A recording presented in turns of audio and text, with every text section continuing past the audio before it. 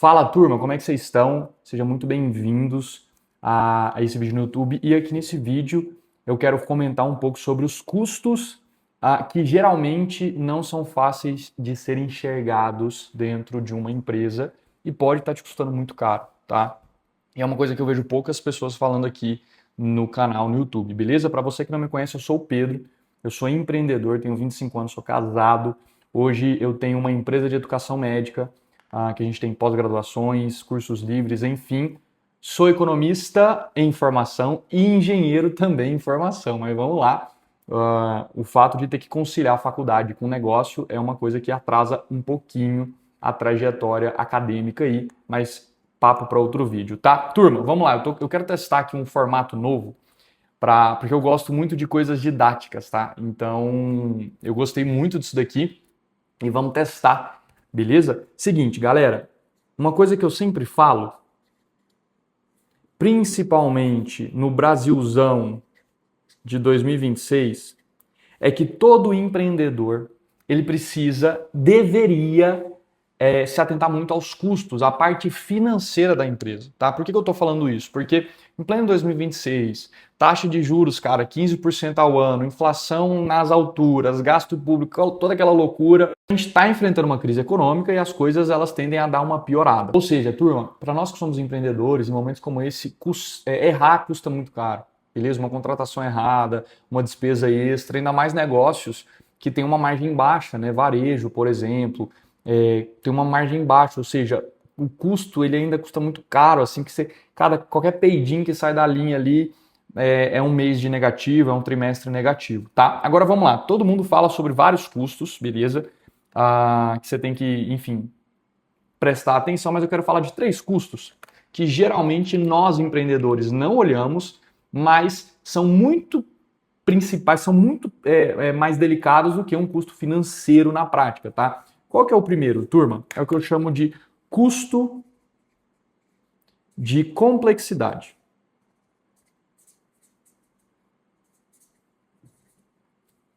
E o que significa custo de complexidade? Turma, geralmente, quando você vai crescendo o teu negócio, você vai aumentando o faturamento, eu sempre gosto de colocar 2 principais checkpoints aqui, 2 principais fases dentro de um negócio, tá? A primeira, turma, é quando você acha um produto, você acha um processo de venda, você acha um funil, um meio de aquisição, um canal. Cara, você foca pra caramba nisso, principalmente quando você tá no começo. Então, geralmente você tem um capital limitado, você tem um know-how limitado, você tem uma rede de relacionamentos muito limitada. Então, até por falta de opção, por falta de visão, a gente geralmente, cara, achei um produto, esse produto resolve um problema, ele resolve uma dor, ele tem margem, ele é bom no mercado. E eu bolei aqui uma forma de vender ele e a gente, mano, foca nisso, foca e a gente vai crescendo de receita, pum, chega aqui na segunda fase, que é uma fase muito delicada. Por quê? Porque aqui, geralmente, você começa a ter um pouquinho mais de caixa, você começa a ter um pouquinho mais de gente, você começa a ter um pouquinho mais de processo, tal. Aí, naturalmente, o empreendedor, ele faz assim, opa, deu certo com isso? Cara, eu vou pegar o produto X, o produto Y, o produto Z. E aí começa a abertura de frentes. Então é um empreendedor que começa a abrir muito produto, começa a fazer algumas alocações em unidades de negócio ou braços, talvez não façam tanto sentido com o que estava fazendo antes. Quantos aqui já viveram isso? Eu já vivi isso assim dezenas de vezes, tá? Aí o que a gente tende a pensar? A gente tende a pensar assim, Pedro, por exemplo, eu fiz uma pós-graduação médica, deu certo, por que não abrir várias pós-graduações rápido? Por que não abrir uma pós-graduação em outra área? Vou criar outra marca, vou fazer tal coisa. E aí, às vezes, até pode ser lucrativo. Quando você coloca lá no DRE o faturamento que aquele produto ou aquela unidade de negócio está gerando e o custo, né, todos os custos ali, talvez até eu tenha uma porcentagem. Mas existe esse custo de complexidade que não está sendo visto aqui. Por quê? Porque talvez esse novo produto, essa nova unidade de negócio, ela exige muita reunião. É um produto mais complexo, é um mercado diferente, é algo que você não testou. E aí o que acontece? A gente começa a deslocar, vou colocar aqui, ó, o que estava dando certo, a gente começa a deslocar, antes estava bem muito aqui, ó, o gasto de tempo, capital e energia. E a gente começa a deslocar para cá, que é uma coisa incerta. E aí a gente geralmente começa a perder tração aonde a gente era a galinha de ovos, né? Era a vaca leiteira. E aqui isso daqui é muito sério, beleza? Então assim, Pedro, você está falando que eu não devo criar novos negócios? Não, você deve, mas existe momento para isso, existe uma reflexão, existe uma cascata de decisão, beleza? Cara, segundo ponto, custo de oportunidade. Isso daqui, turma, é uma das coisas que eu mais olho para dentro do meu negócio, tá? Porque assim, ó, vamos lá. Eu vou pegar o meu exemplo de pós, beleza? Todas as vezes que eu viro para pós X e falo assim, cara, faz sentido para nós, automaticamente eu estou falando para alguma outra pós Y que não faz sentido. Mesmo que essa pós Y não esteja aqui na porta ainda. Ou seja, existe um conceito dentro da economia que chama trade-off, que para toda e qualquer decisão existe ônus e bônus, tá? Existe algo em detrimento de outra coisa, beleza? E aí o custo de oportunidade é muito sério. Tem um autor que eu gosto muito, que ele chama Bastiat, ele fala o que se vê e o que não se vê. Geralmente um custo de oportunidade, turma, é um custo que não entra no DRE, você não consegue calcular ele matematicamente, ok? Então, o que isso quer dizer? É que quando eu pego aqui um projeto e gasto tempo nesse projeto, gasto reunião, gasto fichas nesse talento, automaticamente eu poderia estar gastando tempo em outro projeto. Então, uma coisa que quando a gente começa a crescer, no início nem tanto, no início você fala assim para tudo e que se dane, né?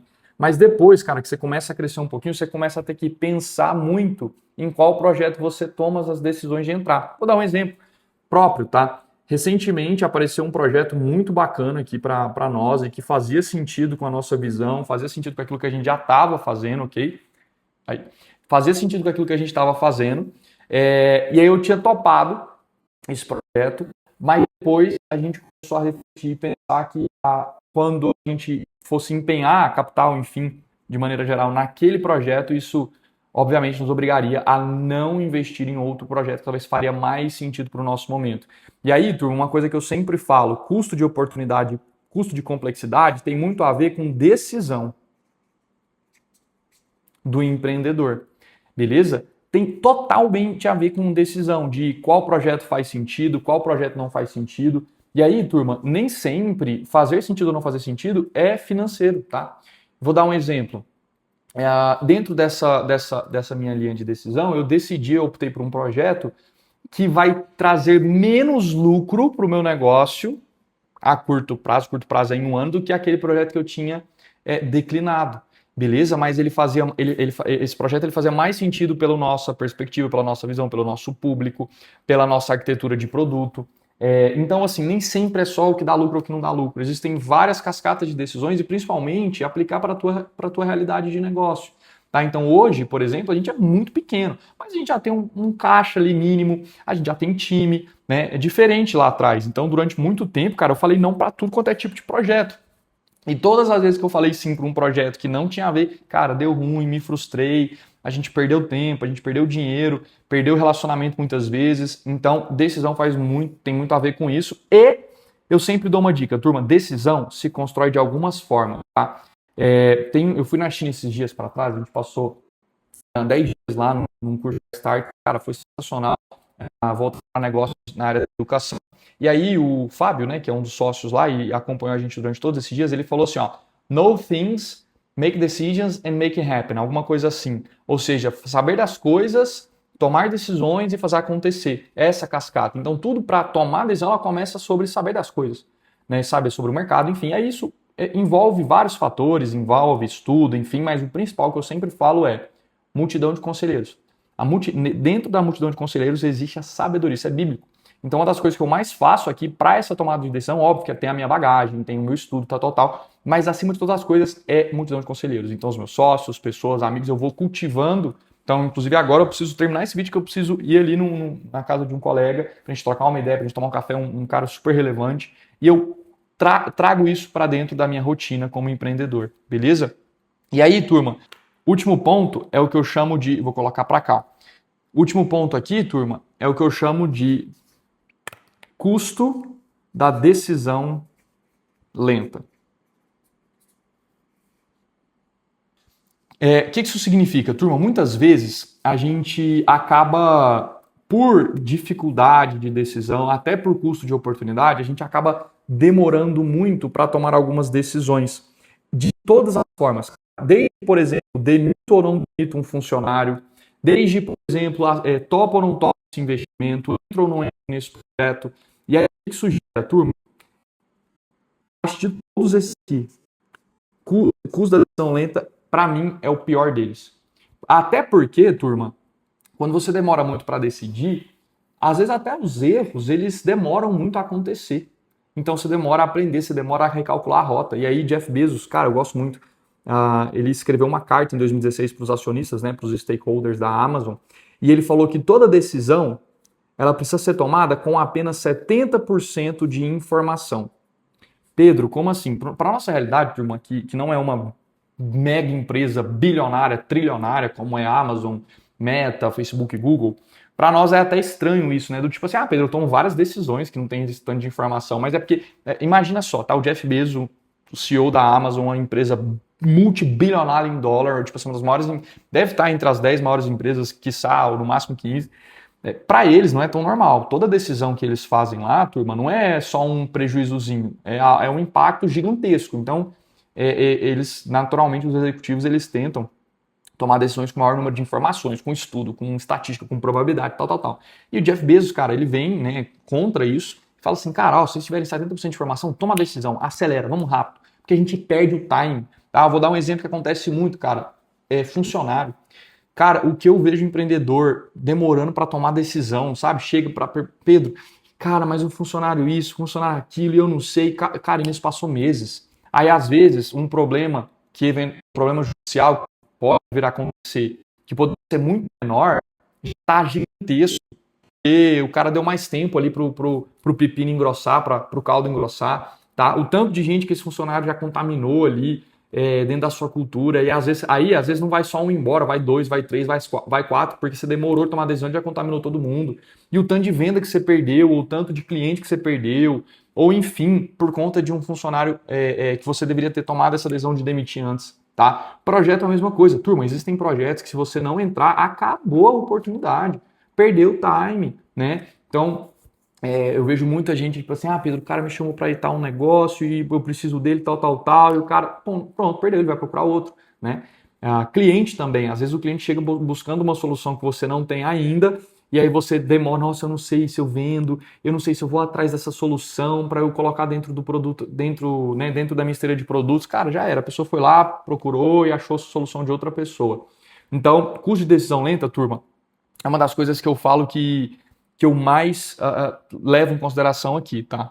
E aí, turma, para a gente fechar, por que eu gosto de falar um pouquinho sobre esses principais custos, tá? Porque nós, como empreendedores, a gente precisa levar muito em consideração não só faturamento, não só receita, mas principalmente custo.